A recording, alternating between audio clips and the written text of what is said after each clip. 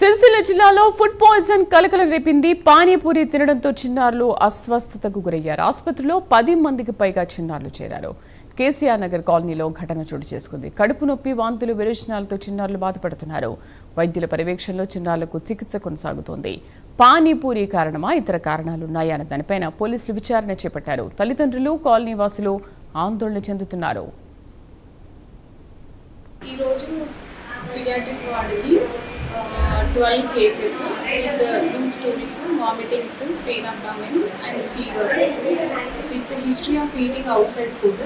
Panipuri, KCR Nagar, Mandapelli village నుంచి తగలపల్లి మండల్ నుంచి వచ్చారు. 12లో 11 కేసెస్ స్టేబుల్గానే ఉన్నాయి. ఒక 12th బేబీకి history of 2 episodes of seizures ఉంది. But the baby condition is now stable.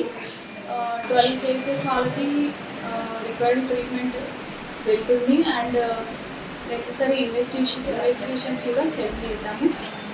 All the babies are stable.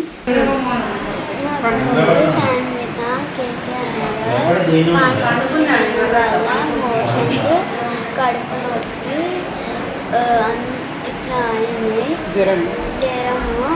అందుకే మీ డాడీ హాస్పిటల్ తీసుకొని వచ్చింది.